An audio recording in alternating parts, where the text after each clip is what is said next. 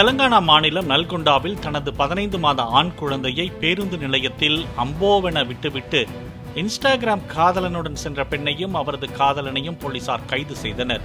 பேருந்து நிலையத்தில் தாயை தேடி அழுது கொண்டிருந்த குழந்தையை மீட்டு பயணிகள் போலீசில் ஒப்படைத்த நிலையில் காதல் ஜோடி சிசிடிவி மூலம் போலீசிடம் சிக்கியது.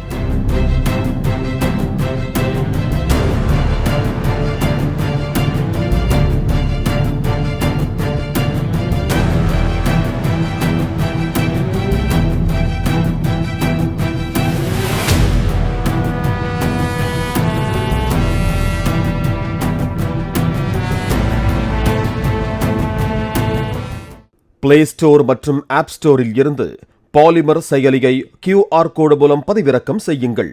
செய்திகளை உடனுக்குடன் பெறுங்கள்.